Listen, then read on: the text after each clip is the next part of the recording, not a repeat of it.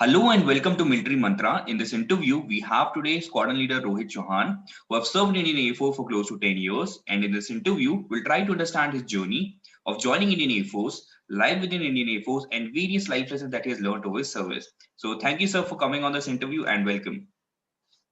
Thank you so much, Akash. And it's really an honor for me also to surface on a video on a YouTube. This is my first time I'm trying to do that. I've been invited a lot of times earlier on similar things, but I trying to stay away from this. But since I came to know that you're trying to help a lot of people who wants to join armed forces, so with this get good wish and good orientation in mind, I thought let's whatever contribution I can make, I should do it. Sir, if you could start telling us, how did you decide to join the Indian Air Force and what motivated you back then? Okay. So, frankly speaking, to be very honest, I won't say that I was very a great, aspirant from the starting, or I wanted to join it from my college days, or some people say, from the school days and all. That was not the case. But in fact, when I started my engineering and when I was in third year, so at that stage, it struck me once because Indian Army was visiting our campus for a UES entry scheme, and there was a drive which was conducted by them in our college. I appeared there, and I was absolutely, unaware what exactly the life is and what it is. I just read that, they gave a presentation, a kind of a brief, and I just remember one slogan they had, do you have it in you? And that little struck me, when I was listening. I was standing in the corner at the last. It's a big auditorium, so that slogan that hit me. I thought, yes, I think I should have it in me. Let's give it a try in a more a more serious or a professional way in terms of approaching things. Before that time, there was I didn't had any sort of any idea or any times of relevance in terms of what the life would be and what this career meant is. Thereafter, I gave it a try, and fortunately, out of around 400 odd people from various branches and of engineering, they gave 3 people, and I was one of them. So so that was a rare one, because for UES they had to pay for their final year fee also, and they gave a certain substantial amount later on when you join. So they are very scrutiny is quite tough enough, I would say. They are not compromising on anything. So if they call somebody for an interview in SSB, they want to be very sure about it. So that's how it happened. So I won't say that it was I was so motivated and all that. So that was not the case. But that slogan, that one thing that, that just a moment, I would say eureka, or I don't know what, but that inspired me to give it a serious thought. And then thereafter I followed, natural instinct of in terms of, giving an interview or answering questions that they had. Sir, you spoke about US entry, but then you went to Indian Air Force. So how was your experience within the AFSB? So that's a little broad questionnaire in terms of, I would try to put it in a little small framework, which is more meaningful for the people who are aspiring for it. Firstly, like I said, that after that UVS thing, I went to Allahabad. I was selected there. But meanwhile, when I was in final year, so there was there was an examination. I think at that time it was called as EKT, if I'm not wrong. So I gave that written exam in from Winden. After clearing that, I got a call from SSB. And fortunately for me, I would say now, because that time it was a situation of dilemma, that the SSB was starting on 5th of February. And 5th of February was the date when the GATE exam was also scheduled. And you can appreciate for an engineering aspirant, giving a GATE exam is also holds a great amount of weightage, especially if he's aspiring to, do MTech and move ahead on, technical journey. So that was a moment of choice for me. And I thought, what should I do? And so then I asked myself, what you're good at. And the answer what came to me was that, yes, technically, maybe I am not very sure. But for this thing, I am also not very sure again. But one thing is for sure, that naturally, if I can clear certain things earlier for the army, I'm sure, I think it somewhere aligns down to my traits, certain core values, and certain value system or virtue that I pursue in terms of as a young boy. or as a as a human being at large. So certainly it has some alignment. So I got a better chance there, to be frankly, in terms of that. So I was looking at from a perspective of future career. From that perspective, I thought, yeah, it has got a more practical and more better chance than going into a gate, not scoring a good percentile and all that stuff. So then, by that virtue of decision, a lot of my friends, advised me against it also, but I went for it. And my experience in terms of, I was from the AFSB Dehradun, which is from Delhi. So from that context, I would say that the journey and of AFSB and experience was life changing. Not only that I got selected from there, but also the sheer interaction and the sheer amount of association that you build there with the other people who you compete along with as a students, as a friends, and the great amount of exposure that you get in terms of interviews, in terms of your discussions, in terms of your different tasks that you perform, whether it's a psychological thing happening or it's a ground task which is happening, and the interview at large, I would say. So it's a phenomenal experience which you don't get, especially in India. Now at that point of time, I would say maybe 15 years back, that was not there. So but now there are different forums are available. But one thing I would like to, before giving my perspective on experience further, one thing is that which to be noted is that I didn't do any kind of coaching. So that's a big, thing which was there in my mind also, because when I had only 2 weeks to go for SSB, now there was no time for doing any coaching also. But yeah, there was a retired colonel who was a faculty of MBA in our college. So I happened to meet him, and I met him for 2-3 days. And he just gave me short, small tips, this is what your approach should be, this is you can think about. And he asked me a lot of questions before telling me anything. And then he said, I think you got a good chance. The only thing is just be yourself. That's what he said to me. And God was kind. So I got selected. So this is just a pre-context that I didn't do any coaching. So I didn't prepare in terms of, what people do at that point of time. Now coming to the last part of the question, which is in terms of my experience of how SSB was. So it was from aspirant's point of view, when I see, it was very enriching. It was very, empowering. And also it was highly competitive. Highly competitive is not, your competition is never from the other person. It's always with you. So when you do certain things, that it's not up to the mark. And when you do certain things, you think that, yeah, this is the right answer or this is the right approach. So those kind of moments will come a lot in their particular interaction when you do in SSBs, or even whatever way you compete in different tasks. That's the point number one. Point number two is that I would say the SSB in itself is not a particular thing to, select somebody. It's a thing to, eliminate. So we need to make this distinction very, very clear. And in fact, any competition at a top level, national level is there. More or less, they're trying to not to select first, they're trying to eliminate first. Once they come to a number from which they can do a selection mechanism and they can apply certain filter, then the selection process starts. So that initial screening is done is totally for the elimination point of view. Thereafter also, they don't pay much attention, in each task till the time they don't have an initial report generated, which is given by each faculty who is assessing. Once they have that report, then based on that report, they try and see that, which candidates they can focus on and which candidate they feel are very close. So those become the filter of kind of point of view of more contention to them, or kind of more, focusing more on them. So that's how it is, to be very frank, in terms of maybe disappointed to some people. But I think each competition is that, so we should not take it. So that's point number two that we need to remember. Third point and very important point is that it's a psychological test totally. To my understanding, what I know, ground training task or an interview, they are different ways of assessing you. But in reality, if you see the context of everything, it is not, but basically judging from the point of view, what you as a person is, what you believe in, what are your value system. And if you come inside, not only you'll be able to deliver, that's a smaller point, they will make you deliver. That's not the point. The point is that will you be happy there? Will you be able to adjust?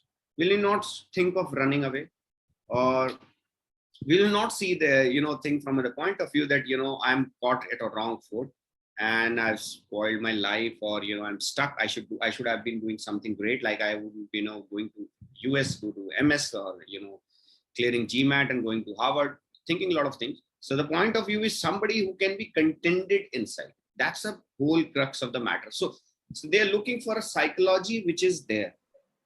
So you may be very talented, but the point of view, if you feel suffocated going there, then there's no point having you there.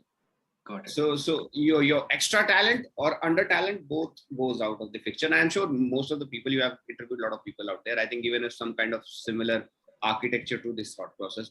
But to my understanding, it's a total psychological evaluation.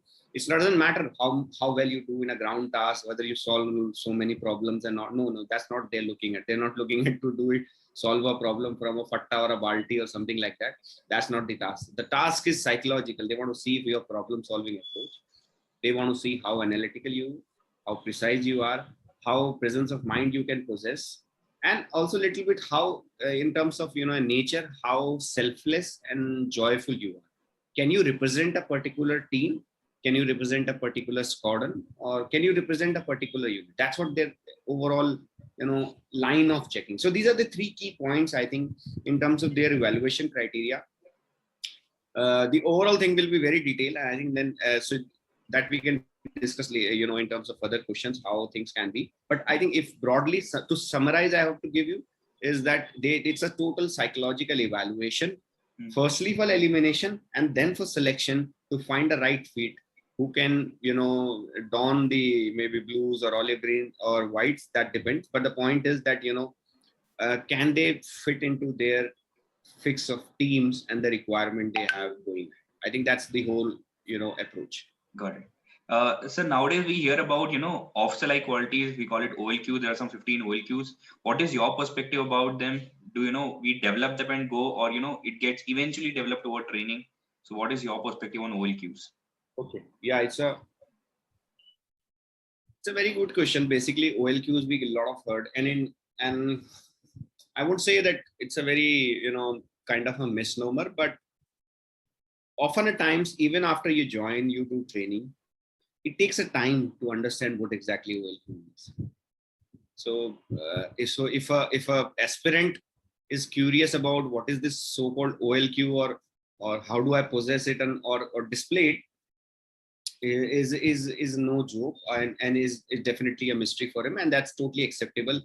So because I'm telling you from a point of view of a professional, after some years, when you join, you commission, and then you start getting a feel of importance and the real deep understanding of each trait that they refer to as an OLQ. Suppose they're talking about a particular person should have a level of integrity, level of confidence, or level of taking men before self. So kind of an approach, or thinking from the point of view of positivity, thinking from the point of view of collaborating and mixing up with everybody. These all are small positive traits. You can find them in bits and pieces in various corporate organizations also, based on their in terms of what their strategic thinking and mission and values are. So, but to each organization. So suppose let's talk in context of Air Force. So if you see the mission core statement of Air Force, and then think on that prospect and just try and ponder upon that mission always, that kind of it must resonate in you. Okay, mission always, what this should definitely, that they are more focused on operations. That's a simple, plain simple understanding that you can develop, that people first but mission always. People first, that means whatever your team is, no matter what is going on, life and death when it comes, that's the real emergency situation. So life of a soldier, life of a teammate, life of any individual with which you are associated while doing your work, while doing your operations, comes first.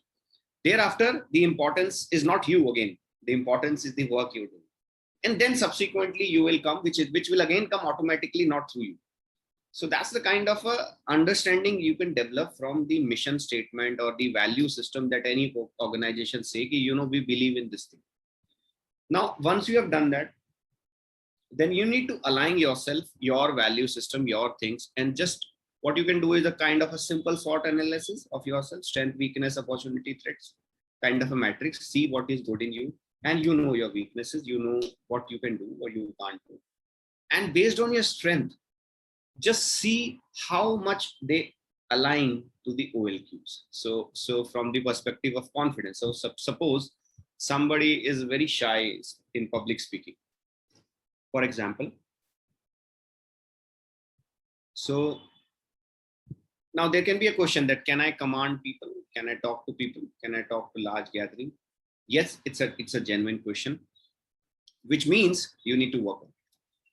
Which clearly means if you're shy, which means you need to clearly work on it. For your public speaking skills, or the way you present yourself, way you present data, the way you project a context, way you present your situation. You need to improve upon those things. You need to invest more in public speaking. And public speaking doesn't mean talking like a political leader in an election rally. It means actually is having a communications where you're actively listening first and then actively replying. So your context should never be lost when you're talking. It should absolutely be context and precise to the term for which the topic you're talking to. It should not be vague. So if you try and practice it, simple from, practice things in front of a mirror is the simplest exercise that everybody can do with it. So in the similar way, this is just one example I've given you. In the similar way, suppose you take a next example in terms of integrity. So you say, I am not sure whether I have that level of integrity and all that. So integrity is a kind of a binary constant. Either it's 0 or it's 1. There's no middle way in between.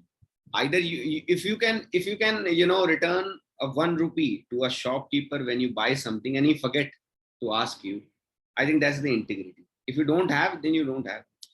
So it doesn't matter whether it's 1 crore or 1 rupee. The point is, that voice that you get from within, that this 1 rupee you should give it to it, that one voice, can you listen to it always? If you're listening to it always, you have integrity. Don't have any doubt about it. But if you're not doing it, then you must start doing it and listening to that voice, and that will serve to the purpose of integrity. So in the similar manner, you can pick up each OLQ skill or each thing and just try and analyze yourself, pick up a paper, write it down. And if there are certain things in which you feel that, you're not there, you'd have to work on it. And it takes time. It's not like you pick up a book, you read a chapter, or you answer and, go in the exam and, just, take everything out on the sheet. That's not the thing. It's a changing of inner being. So it will take little time. And moreover, most importantly, it needs certain level of consciousness, to understand, and then try and change your behavior, your aptitude, your way of approach. And often people mislead things. They call it attitude. It's not attitude. Attitude is a negative word. Attitude is so wrongly used in social media. It's the aptitude that matters. Attitude is a personality which overall describes somebody. And attitude should be humble. So we need to be very careful, understanding simple basic English, Angrezi, and seeing from the point. So the point of view of that you can see from that perspective, and then analyze things and see that, what is required, what is not required, and, whether it's confidence, whether it's integrity, whether it's leadership. So if somebody wants to check his leadership, simple. Have you become a captain in your team, school cricketing gully team? Yeah. That's your instinct to become a captain, and bat at last, bowl at last, not take the first over.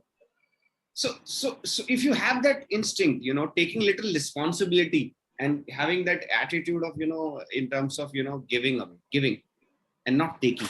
If that's a kind of approach you have, leadership people often, mislead, somebody who can stand in front and do this, do that. No, that's not leadership.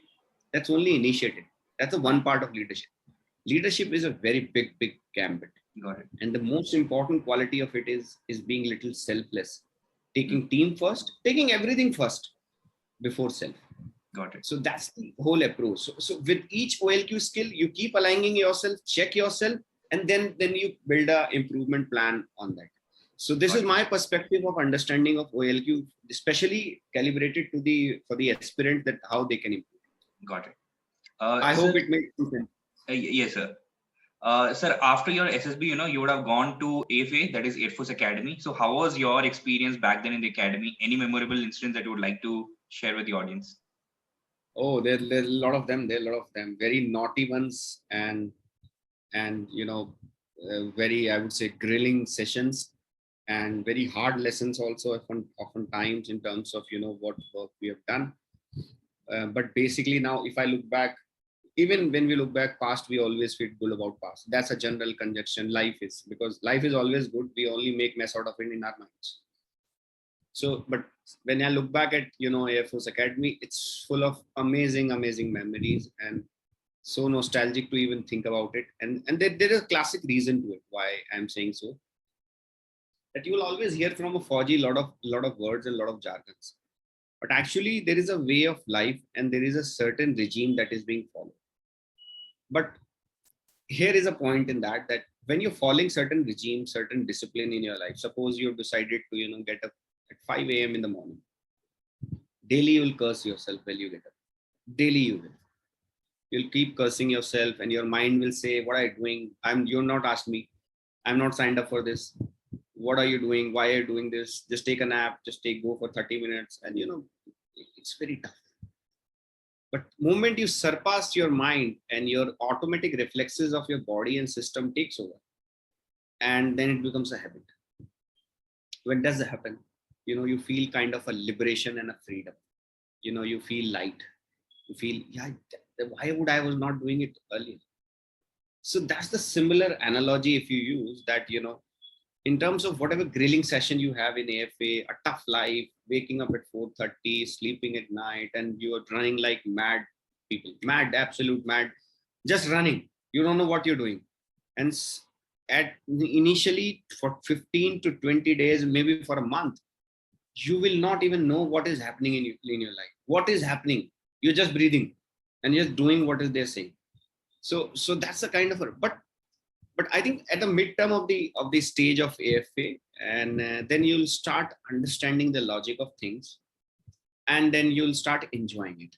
So it won't start early that okay, you will having a great time. That won't happen. You'll curse yourself. Believe you, it's that you have put yourself in a lot of trouble. Nowadays, I'm sure there may be more facilities in terms of uses of internet and all. I hope so. But those were the days when there were a lot of restriction, and I didn't and had the phone to make a call. And so even a phone call was worth so much. And there was to be a queue for that weekly if you have to do. Only, and you can do for only your parents. You don't have that much time to spare that you keep calling your friends and all that. So that, and being connected to all was next to impossible. So that's a small analogy I'm giving you.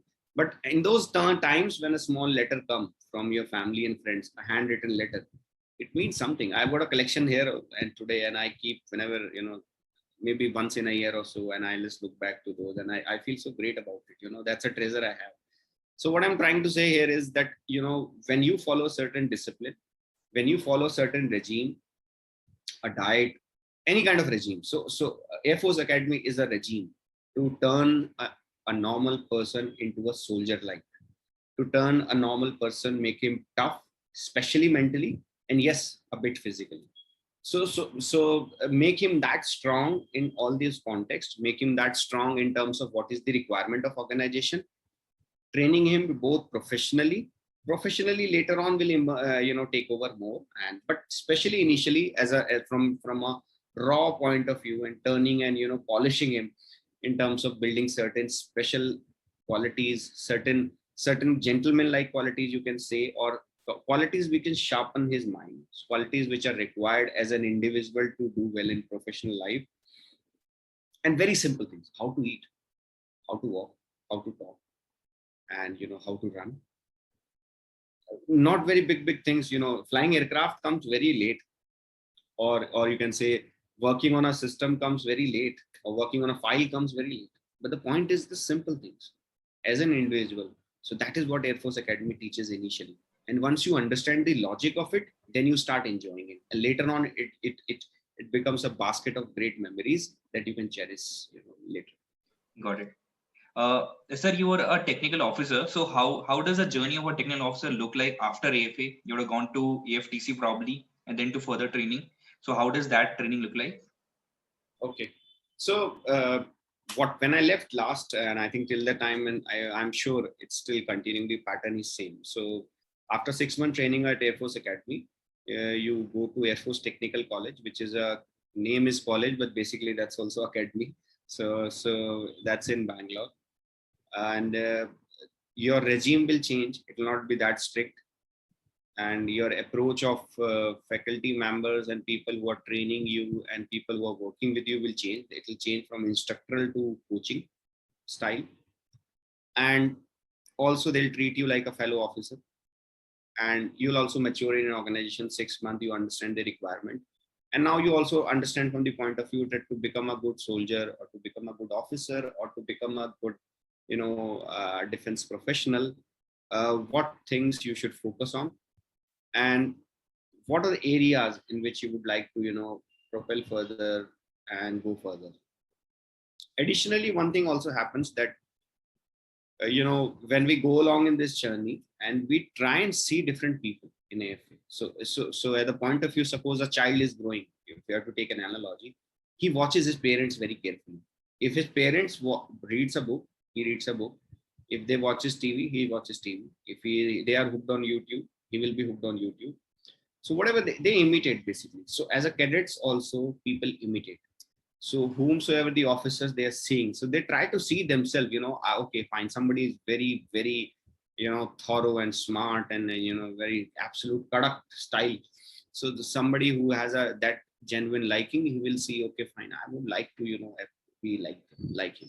Somebody is very gentle and humble and smiley. So somebody who likes that quality more will see, and this is what I like be to myself. And from Air Force Technical College, that journey psychologically started. And so after AFA, you go to AFTC, and that AFTC is a place wherein for the 1 year you develop your professional skills on the various systems that are there in Air Force in terms of weapon system, in terms of other allied things which are required to operate, maybe avionics, aircraft, radar, missiles, complete IT and ICT setup, and various other paraphernalia which are associated with the core working and core operations. So you are trained on those things, and then you work on those skills further for the entire 1 year division. But it's more liberal, and it's more more learning oriented. Then physical regime reduces, and your professional stream and professional I would say canvassing improves. So if you could also tell us, as an officer, how did one day and one ideally look like in terms of roles, responsibilities, and routine as a technical officer? Okay, so again, this question will be a little different. So first, separate it in terms of when you initially get commissioned. So as a young officer, initially for 2-3 years, when you're new to the organization, your day will be different. When you mature out into an organization, your day will be different, and when you become senior, your day will be very, very different. So from the starting point of view, as a young bloke, when you're there and you become a newly officer, so firstly you're a bundle of energy. So you're full of energy and full of enthusiasm, and you've got a lot of expectations and a lot of I would say hopes and dreams when you come into organization. And after training, you think that everything is absolutely hunky-dory and great about it. Now with that positive energy, when you land up into any particular unit, squadron, or any kind of a team basically, but the point is, then you understand the overall dynamics. So your journey as a career starts from that point of view in terms of your delivery. So for the initial thing, it is you become not very much aware, so you take time to learn and assess. So from that point of view, if you say that you're very new, you're trying to assess and learn, your day will be what? Your day will be full of lots of activity. So there'll be a mentor, there'll be a senior officer who will be there, and what he will do is he will give you a lot of work. You need to reach early morning. Maybe if you're flying, so you need to reach with the early party who is going for the early morning flying. So you reach at 4 o'clock for the squadron. The whatever activities are assigned to you and you have learned, you start implementing. And also there are certain middle age group people who are very, very senior, who joined as a men, warrant officers, if you talk in terms of Air Force, and subedars in terms of army. So they are the people who have gained a lot of experience on those system and on those working. So your initial learning points are them. They are the ones. So you understand from them. So they'll give you a lot of knowledge. So this is the system we have been following. This is the process we have been following. This is how we take data. This is how what we do. This is how we, do certain maintenance activity. This is how we do this activity. So there are fit procedures, standard operating procedure. There are certain guidelines. There are certain policies which are already in place. So they will enlighten you on those things. But as an officer, you need to take decisions. Reason being, they are good in doing a monotonous activity. They are not a person who is being so exclusively picked up for taking decisions, taking initiative, or driving things, or getting the things done. They don't have that neck. They have a certain level of motivation. They won't be that motivated. So then after learning from them, understanding, then you pick up things and then you start delivering. So a day would be like, you come early morning and you join your party, you start working. Aircraft for the early morning has been dispatched for the earlier, as a technical officer. And thereafter you go for breakfast. You have the breakfast there only. Then generally there are briefings in the headquarters. So where senior officers come and the overall activities for the day, for the week are being discussed, and the commander of complete station, he take updates from everybody, and he understand what work has been going, what are the issues, what are the bottlenecks, how can we resolve, and the inter collaboration which is required from various. So it involves a general kind of a meeting, a typical headquarter intensive meeting, which generally spans out from 45 minutes to 2 hours. So generally you become part of it, and that's your first learning experience, wherein you listen from the very mature and great minds who have given a lot of service to the uniform. And then you hear from the problems that they're facing and what's their approach, how they're approaching it, and you try and pick everything, every bit of information you're picking up. You again go back to your unit, start doing small activities. Also parallelly your learning will go on. So you'll read a lot, you will read a lot, you will study a lot. So if somebody thinks that coming into Forge means you don't need not to study, please don't come. You even have to study more. So you need to study a lot. So suppose you will land up in a missile squadron and all the systems are Russian, and each capacitor, to remove each capacitor, you need to study this much big circuit diagram. So the old system, so you need to deal with them. So the point what I'm trying to make here is your learning, your understanding, implementing, and working will go all the way along. So maybe after lunch, you will again come back to your work unit. Sometimes there are games, PTs. So there are other social activities which are inclined. That's the way of life of Forges. So not only your professional activity, there are station activity or unit activity which everybody comes along and do. So you need to participate in those games with full zeal. You need to participate in those PT or yoga, whatever activities are being planned. Sometimes even cleaning is planned, remove, because it's a huge vegetation which grows in cantonment. So those works also we collect. So basically you're living as a collectively as a society. So whatever works comes upon, you need to pick that in the evening. And you definitely get some time off, for yourself, like 1 hour or so, where you can go play something, go for a jog and all that thing. So generally this typically, and sometimes you're scheduled for night flying. If you are in so then you take an early break and you go and freshen up, have your food, and then you go for night flying. So then you come late in the night. So that's how the typical day culminates. But if you try to see it from the perspective of domain, so it's learning, it's operational and professional work that you learn from your unit, your SAB, your people who are there, who are working. Great learning that you get from the fellow officers. Activities that you participate, whether activities are being done in station, unit, or in your messes even. So whatever the activities are, because there are two types of duties in Air Force, or in terms of any armed force. One is your primary work, primary duty, which is the role for which you are being posted, and one is secondary duty, which are the, as a society, when you're living, somebody is looking after mess, somebody is looking after another library, somebody is looking after something. So there's secondary thing also you're doing. So which also involve a lot of professionalism, understanding of accounts, understanding of maintenance and administration. So primary and secondary, both work you do. And as a youngster, you'll be loaded with a lot of them. And when you matures out in organization, maybe you become a little senior or more senior. So your day will change. You will have more meetings and you will have more decision-making works, more meetings, more interactions, more lunches and teas and foods, and less of actual working, because there are team and people working, but you need to take decisions and you need to take responsibility. And often time when failure happens, you will be accountable. So it's a different game altogether, and your day will also change accordingly when you have to drive a complete big endeavor, big work. So you are learned now and you're taking upon the job. And when you become very senior, and then you are making things happen in terms of a very large at a larger level, at a senior, maybe station level, complete unit level, or even at a command level. So that's how it grows. The responsibility grows both horizontally and vertically.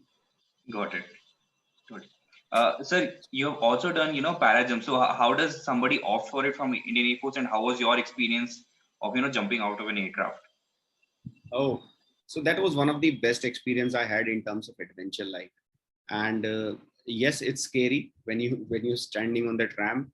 It is scary. So if somebody says I'm very cool in that sense of making fool out of you, that's not the case. Everybody gets scared. But the point is that it's a thrilling experience, and it gives, again, it's very elevating once you achieve it, and it gives a lot of freedom. And in terms of experience, there is a moment of pause which comes when there is no sound. When you jump, so maybe after 3-4 seconds, there is, when your parachute becomes static, 3-4 moments after that, there is a moment of pause, absolute pause. There is pin drop silence. There is no noise of even air.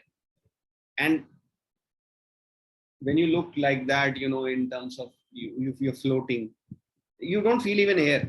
You're so coming so fast down, you don't know that. And that moment is the glory of that jump. You feel so meditative, basically, and you feel absolute peace. What is there in the world. So that's the moment of joy in terms of experience. In terms of process, there is a para training school in Agra. It's a complete unit which does para training. So it's a very extensive, and in fact that unit does training for army persons also. So all the paratroopers of army are also trained. And MS Dhoni did para jump also in the next batch only, from which when I completed, he came. So in the next batch. So that was coincident. And it's a great school, great where people to train professionally, and the staff and instructor there are, extremely professional and extremely, potent in terms of taking care. And so para jumping is not only about jumping. Jumping is only for, a matter of 30-40 seconds that you experience. Is the whole regime, again, that you need to follow in terms of before that. So there are certain exercises which you need to perform. There are certain maneuvers and drills that you need to undergo to make yourself physically sound, mentally available and stable for that moment. If you need to pull up your parachute or do certain activities, you need to be absolutely present. So for that, you undergo certain activities, and that's a level of training. Because one thing we need to remember, that adventure sports, like you go to New Zealand, you go to Dubai, and you jump from there and do adventure, they're different. Firstly, the quality of parachute, they are meant for anybody, and there is an instructor who is doing along with you. So there's no parallel to it. These are combat jumps. So these are not meant for adventure. These are meant for operations. That's a basic difference. Second, how does it affect if they're meant for operations? So how it affects is that, if you're jumping with weapon in an enemy area and you're being para-dropped, the more slower you comes, you're a sitting duck target for the people who can shoot. So you need to come as fast as possible. And to manage a fast jump, you need to be, adequately strong and, absolutely on your toes in terms of whatever exercises or poses or, posture that you need to follow in terms of doing that. So that's why it becomes very serious business. Because it's a matter of life and death when you jump from that height. It's no more adventure in terms of that. So there are both sides to it.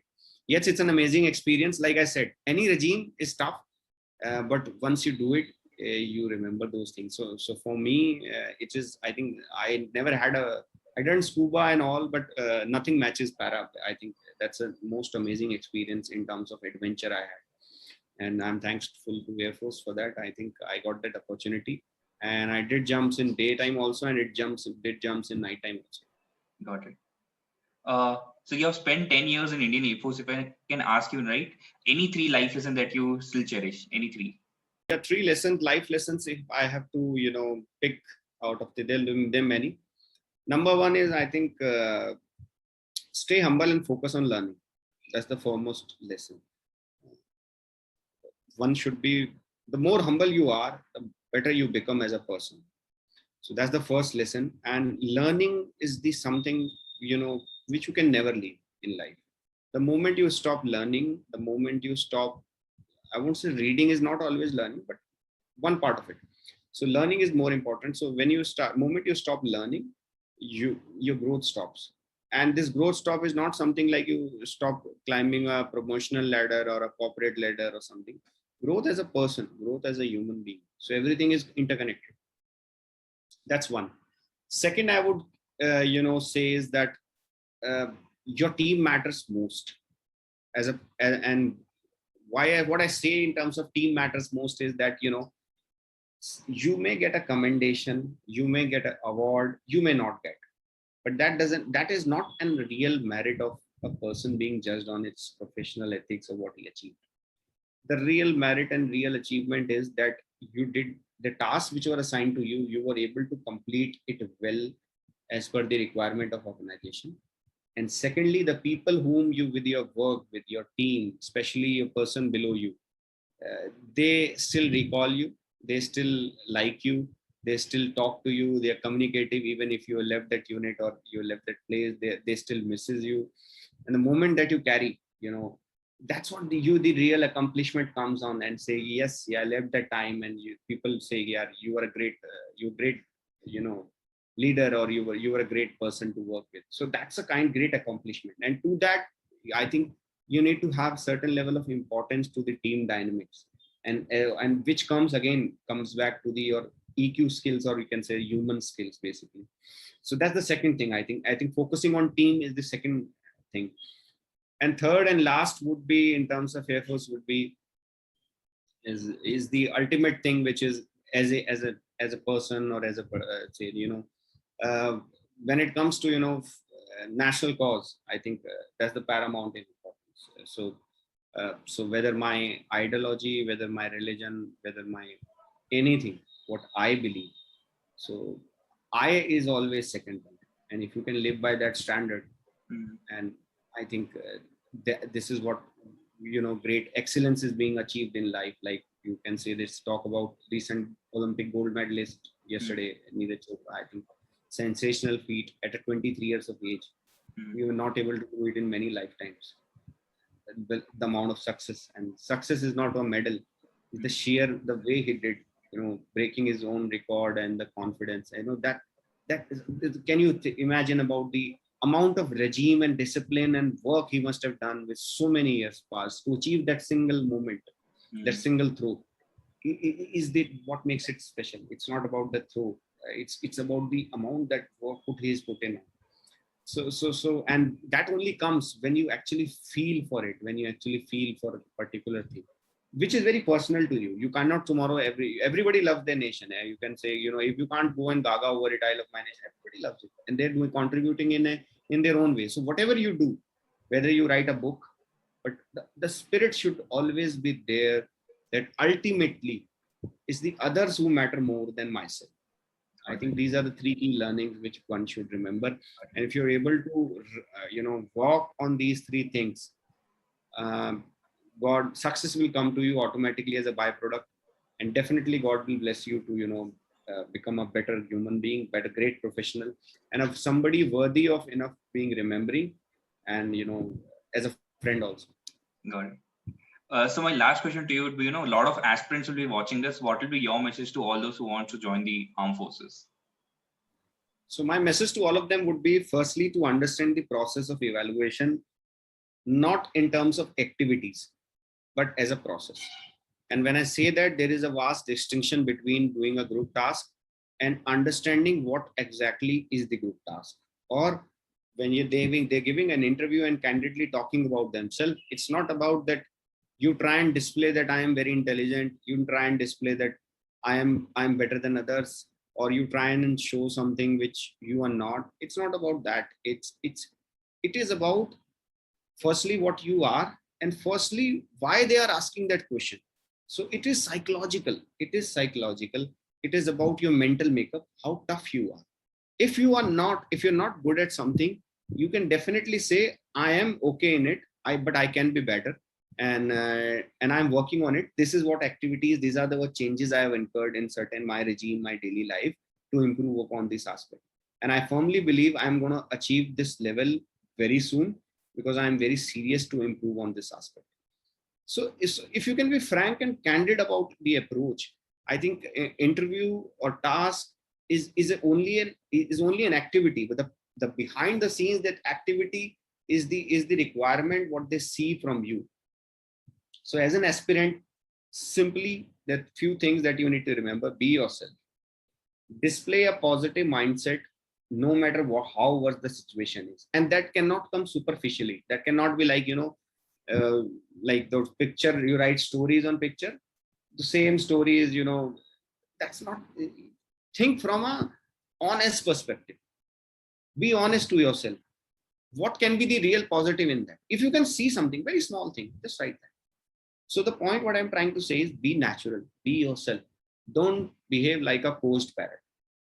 This is not what they are looking at. And don't fool yourself. Absolutely not. If you feel that there are certain things which may not go with my persona, you will not be happy there.